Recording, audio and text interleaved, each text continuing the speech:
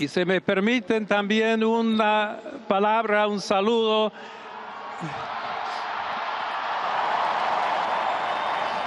a todos aquellos, y en modo particular a mi querida diócesis de Chiclayo en el Perú.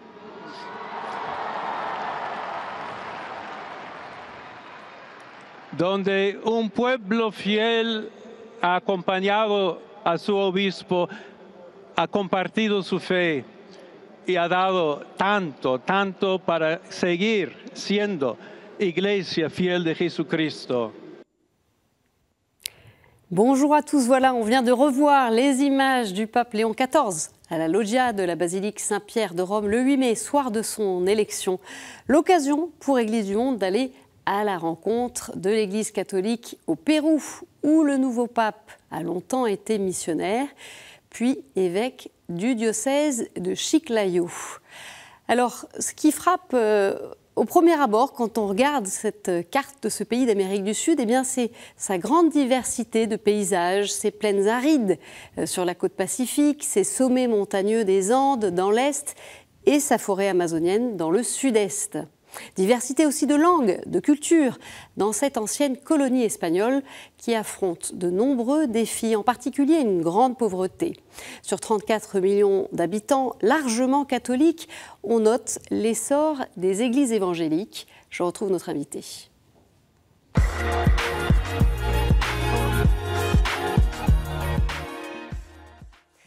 Nino Villarroel-Morante, bonjour. Bonjour Sophie. Merci de nous retrouver. Quelques mots pour faire connaissance. Vous êtes péruvien, originaire de la ville de Trujillo, qui se trouve au nord, dans le nord du Pérou. Vous êtes entré dans la Compagnie de Jésus chez les Jésuites en 2013 et vous faites partie de la province jésuite du Pérou. Alors, parmi vos missions, vous avez travaillé dans une paroisse dans un quartier populaire de Lima. Vous avez aussi accompagné des étudiants en aumônerie.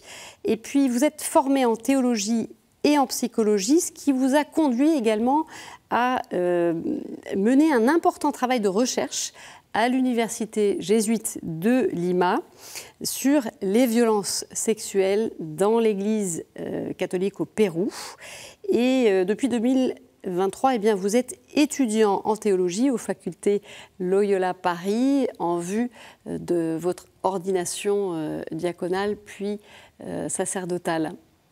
Alors, j'ai envie de vous poser quand même cette question, cette première question de comment est-ce que vous avez vécu l'élection de ce nouveau pape, Léon XIV? Et bon, d'abord, j'étais en communauté. Et vous avez les jésuites, et on invite à Paris en plusieurs communautés. Donc, j'étais dans une communauté avec des compagnons de différentes nationalités. Vous regardiez la télé, vous regardiez KTO? Oui, je regardais la télé. Oui. Et notre mission, c'est être toujours à disposition du pape. Donc, comme tous les catholiques, on était là et pour accueillir la nouvelle.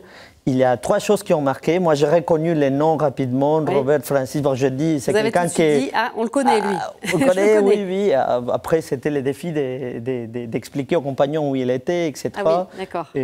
Enfin, vous étiez le premier à l'identifier, alors, dans la communauté. Dans les groupes, oui.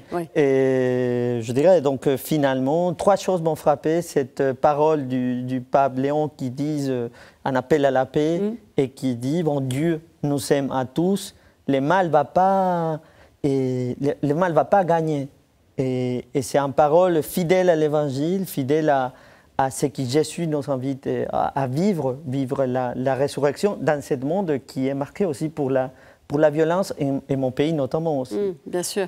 Et une deuxième chose qui m'a frappé, c'est d'écouter, comme on le vient d'entendre, l'évêque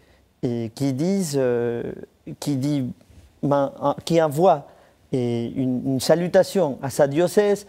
Dans notre compréhension de l'Église, on dit que l'évêque a comme mission venir accompagner comme pasteur à une église. C'est ce qui s'est fait, c'est ce qu'il a dit. Mais il fait à l'inverse, il dit merci pour m'avoir accompagné à moi. Donc ça vous a touché, ça? Oui, ça entre dans le même mouvement, vous voyez, du pape François qui avait dit au peuple de Rome qui est venu. Mais Léon XIV, il dit, bon, à la diocèse à laquelle appartenait, il fait mémoire de que quelque chose est arrivé, de que le peuple l'accompagnait, un peuple fidèle. Il a été soutenu, voilà, un peuple qui a tant donné, c'est ce qu'il a dit aussi. Alors ces Péruviens, là, ça a été la liesse, qu'est-ce qu'on vous a dit, qu'est-ce qu'on vous avait raconté? Vous avez des coups de fil dans tous les sens? Je vais appeler à quelques-uns et ils sont vraiment contents. Vous avez vu peut-être des vidéos d'une fête, d'une messe. On a vu à Chiclayo, où il y a une messe célébrée. On en verra quelques images 2 jours après l'élection. Donc c'était le samedi 10 mai, célébré par l'évêque actuel de Chiclayo. Donc évidemment la liesse, j'imagine. Parce que vous n'y attendiez peut-être pas à ce que ce soit j'attendais pas. un Nord-Américain, mais péruvien, parce qu'il a aussi la nationalité péruvienne. Alors ça va nous permettre, évidemment, nous c'est notre entrée dans cette émission, c'est la porte d'entrée vers la découverte de ce à quoi elle ressemble, l'Église catholique au Pérou, son visage. Mais on va quand même revenir sur cette histoire qui vous lie, les jésuites avec le Pérou. C'est une histoire très ancienne puisqu'elle remonte au XVIe siècle. Très brièvement, aujourd'hui, les jésuites au Pérou, c'est quoi la présence jésuite? Oui, vous avez bien évoqué, on est arrivé au VIe siècle et là on a fondé... 1568. Oui, exactement, à la fin du XVIe siècle et on a fondé des écoles, des travaux catéchétiques dans les missions. Donc la dynamique était toujours d'être dans la ville et partir en mission. Non, c'est dialogue entre les centres et la périphérie. Et aujourd'hui, notre mission continue dans cette dynamique, non, d'avoir des écoles, et Joie et Foi, c'est un grand réseau dans les endroits populaires, dans les endroits pauvres, pour accompagner l'éducation des étudiants depuis la maternelle jusqu'à des écoles techniques. Et c'est aussi un travail de collaboration. Ce n'est pas seulement les jésuites qui dirigent ça, sinon plus de 40 congrégations religieuses qui accompagnent chaque congrégation une école. Et donc c'est la présence de l'Église dans cet endroit pauvre. Aussi, on a un travail dans une université, mais caractérisé pour le dialogue entre la formation des personnes et les services à la société. Pour exemple, la faculté de psychologie, il y a un service d'écoute gratuit et pour des personnes qui n'ont pas d'argent pour payer un accompagnement psychologique. D'accord. De même, la faculté de droit fait l'accompagnement aux migrants pour la demande d'asile. Non, donc ça suppose cet échange entre, comme je disais, entre les services et la formation des professionnels. Voilà, que ça marche ensemble en fait. Oui, exactement. Alors c'est quoi la particularité du visage des catholiques au Pérou, une église diverse, à l'image de ce pays, avec sa géographie variée aussi? Oui, c'est une église diverse. Quand vous me parlez des visages, je pense, par exemple, à un curé qui travaille dans l'Amazonie, qui prend un petit bateau pour aller du sort du voyage et accompagner ou baptiser quelqu'un. Je pense à une femme, par exemple, qui accompagne des enfants abandonnés avec VIH. Dans une... Portant du virus du sida. Oui, exactement. Oui. Ou je pense aussi à un curé de paroisse qui accompagne une communauté paroissiale qui en messe dimanche 8h30 du matin, la deuxième à 10h du matin, la troisième à midi, et qui accompagne une grande paroisse. J'ai en tête aussi une communauté qui célèbre, qui chante, qui se préoccupe de la vie liturgique. Aussi, peut-être un groupe de ministres de la parole qui se réunit chaque semaine pour préparer la lecture de la messe. Donc elle est vraiment, oui. Elle est diverse. Il y a cette géographie, vous l'évoquiez, avec ces prêtres qui peuvent prendre un bateau pour aller célébrer un baptême à des heures de voyage. Et donc justement, dans les zones les plus reculées, que ce soit dans la zone amazonienne, dans les zones montagneuses, qu'est-ce qui se passe là-dessus? Comment est-ce que... Parce qu'il n'y a pas forcément une présence... où la présence d'un prêtre, on l'imagine, est rare. Comment est-ce que ces communautés, elles sont animées, accompagnées? Oui, c'est un grand défi de vivre dans les espaces très éloignés et de vivre la foi et dans un espace qui, parfois, c'est compliqué, les transports, non? Et donc... il y a des catéchistes? Oui, il y a des catéchistes. Donc, le travail, c'est pas seulement du prêtre, non? Et prenons l'exemple d'une paroisse dans l'Amazonie, non? Et donc, il y a sur place un catéchiste qui fait la préparation pour les baptêmes, pour la confirmation, et selon la régularité ou la distance où l'endroit se trouve, et les prêtres peuvent passer une fois par an, une fois par semestre, une fois par mois. Non. Donc ça veut dire que ces catéchistes, ces animateurs de communauté, eh bien, il faut les former aussi. Oui, oui, oui, oui. C'est quoi l'enjeu justement de former ces laïcs à faire ce relais dans des endroits où effectivement c'est très difficile de se rendre, s'il faut aller dans des zones en haute montagne? C'est quoi l'enjeu de cette formation? D'abord, c'est former dans la lecture de la Bible, non? En plus, en la traduction, parce que, pour exemple, si on va célébrer une messe dans la langue originaire, disons l'Aguajún, que c'est la région où les jésuites ont une paroisse, donc il faut apprendre la langue, apprendre l'espagnol et faire la traduction, parce que non, par exemple, les prêtres, normalement, ils parlent seulement l'espagnol. Donc, les catéchistes font la traduction lors de la célébration eucharistique. Est-ce qu'aujourd'hui, la plupart des textes sont traduits et accessibles? Oui, il y a la traduction. Parce qu'il y a une diversité de langues, je crois qu'il y a une trentaine de langues pratiquées. Il y a une trentaine de langues dans l'Amazonie. Que sur la zone amazonienne. Sur la zone amazonienne. Et dans les Andes, il y a 2 langues, le quechua et l'aymara au sud. D'accord. Donc ça fait un peu plus de 30 langues dans le pays. Et aujourd'hui, chaque communauté peut lire l'Évangile dans sa langue?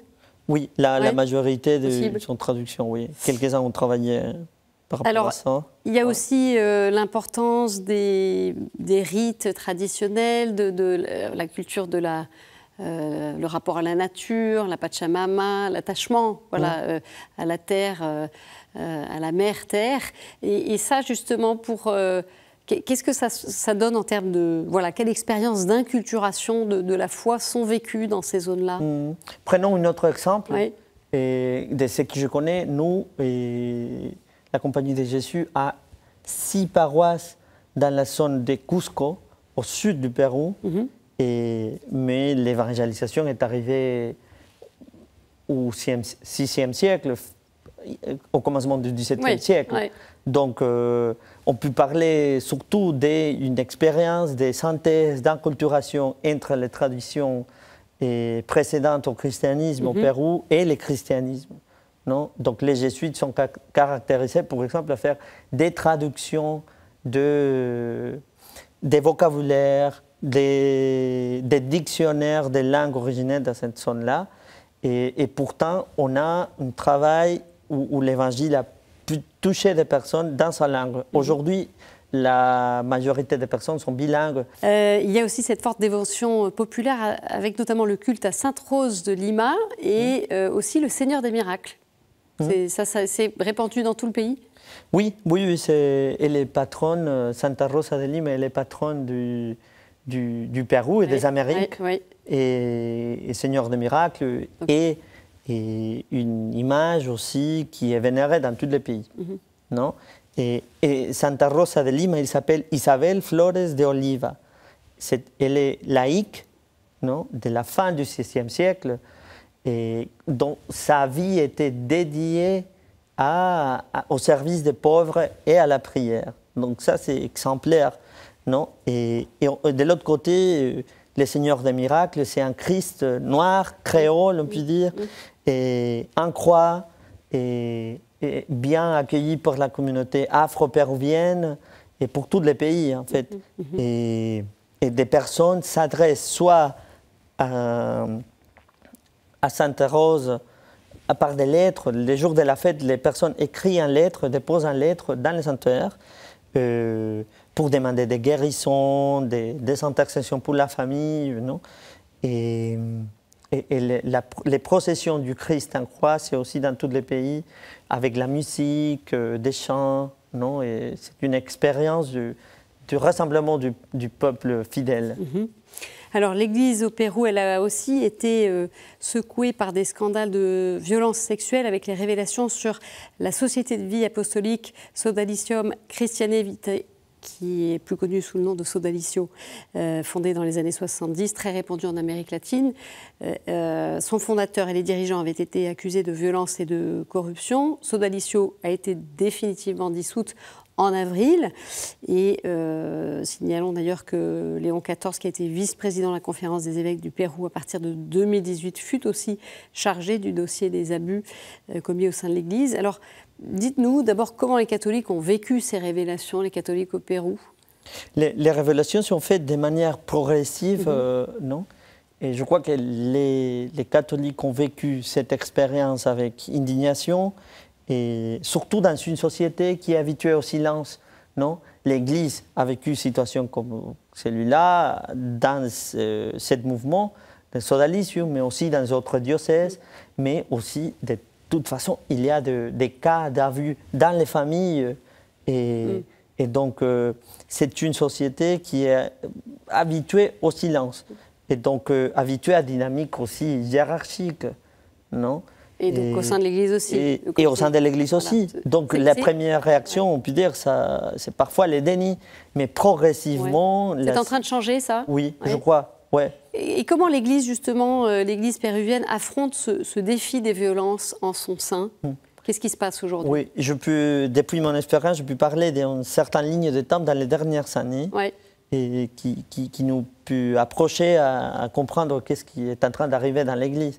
Et en 2016, il y a eu cette dénonce, la publication d'un livre de journalistes qui dénonçaient des cas d'abus et de Sodalicium. Voilà, c'est ça qui a été la bombe qui a révélé un peu le scandale.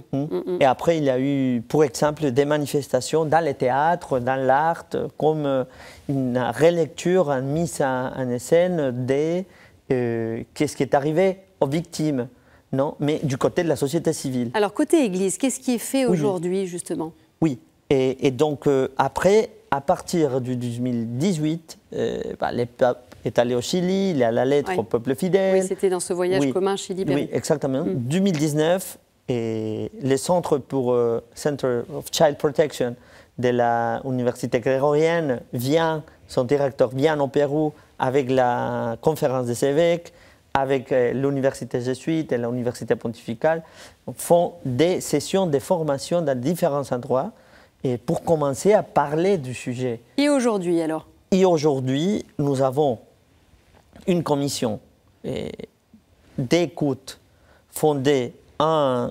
2020 par la conférence épiscopale. Dans chaque diocèse? Et progressivement, les évêques ont fondé des commissions d'écoute. D'accord, c'est pas partout encore. Et je n'ai pas les numéros maintenant, mais... C'est en cours. Oui. Après, on a un institut de la part des jésuites de prévention pour faire des formations. L'année dernière, par exemple, 40 congrégations religieuses ont fait leur protocole de prévention. Cette année, autres 40 vont commencer à faire leur protocole de prévention. Donc ça avance, oui, c'est ce que vous nous dites. Oui. Il y a des livres, des articles qui parlent des causes et des conséquences qui ont permis que la situation d'abus apparaisse ou qu'il soit nié dans les pays. Voilà, donc c'est un lent chemin qui s'établit aussi au Pérou. Alors, il y a ces violences sexuelles qui ont marqué aussi l'Église, mais il y a aussi d'autres formes de violence, comme l'assassinat par des gangs début mai de 13 travailleurs d'une entreprise minière, un drame illustrant l'incapacité de l'État péruvien à gérer ce fléau et condamné par les évêques du Pérou, qui alertent régulièrement sur les maux du pays, comme dans le message de leur dernière assemblée ordinaire, où ils s'inquiètent de la crise multidimensionnelle, corruption qui imprègne l'État et la société civile, hausse de la pauvreté avec des centaines de milliers de familles qui n'ont toujours pas accès à une vraie alimentation et à des soins médicaux et dont les enfants ne reçoivent pas une éducation de qualité. Alors face à ces nombreux défis, l'Église au Pérou est au service des plus fragiles. On écoute le témoignage du père Elqui Segura González, curé de la paroisse El Tenor de los Milagros à Chiclayo, des propos recueillis par notre envoyé spécial au Pérou, Juan Diego Ortube. Non seulement nous évangélisons ou donnons des sacrements, mais nous devons aussi nous occuper des personnes les plus démunies. Ici, en Amérique latine, nous avons une grande sensibilité sociale. Nous nous préoccupons de ces personnes démunies et nous avons différentes activités telles que les cantines paroissiales et nous avons également des cliniques de santé paroissiales qui s'occupent des plus nécessiteux.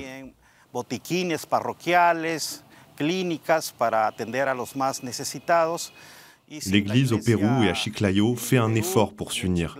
Et c'est précisément par les œuvres de charité que Jésus-Christ nous enseigne. En ce qui concerne la violence, nous sommes également confrontés à ce fléau. Malheureusement, ici au Pérou, nous avons des cas de meurtres commandités.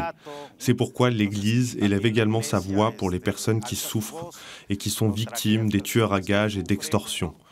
Notre mission, en tant que pasteur, c'est précisément de guider les gens pour qu'ils créent des liens de fraternité. Et comme l'a dit le pape Léon XIV, nous devons apporter la paix. Et comme disait le pape Léon XIV, tenemos que llevar la paz. Voilà, alors dans le temps court qui nous reste, Nino, dites-nous quelle personnalité catholique péruvienne présente ou passée vous inspire? Et moi, je réfléchis à ça. Et, il y a une sœur, et elle avait 70 ans quand elle était tuée par le groupe terroriste Sendero Luminoso en 1999. Ouais. 90, elle s'appelait Agustina Rivas. Donc elle accompagnait des enfants dans un petit village au milieu de l'Amazonie et les terroristes sont arrivés à enlever des personnes pour leur armée. Et comme la sœur refusait et l'accompagnait, il faisait des travaux avec des femmes. Non. Elle a voulu rester avec. Oui, elle a voulu rester avec. Ouais. Finalement, elle a été tuée. Et je crois que c'est un témoignage d'accompagner les peuples, accompagner des personnes pour aller vers la paix dans un pays qui était touché et qui continue à être touché par la violence et qui finalement, pour l'année prochaine, qu'il y aura des élections, je dirais que c'est une source d'inspiration, cet appel à la paix, au dialogue, à la délibération et surtout à écouter les uns les autres. Merci beaucoup Nino Villarroel-Morant pour votre éclairage. Voilà, on va évidemment continuer à suivre ce qui se passe au Pérou et tout de suite c'est la chronique du monde.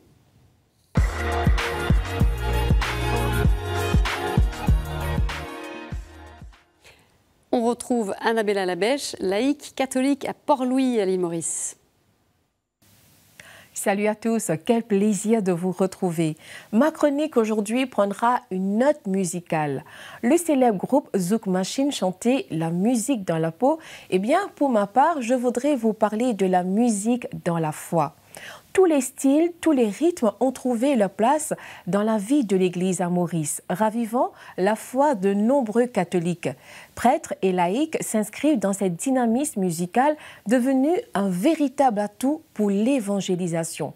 Mais depuis quelques années, un prêtre se démarque dans cette belle fusion entre foi et musique. Le père Laurent Rivette, responsable de la pastorale des jeunes et des vocations du diocèse de Port-Louis.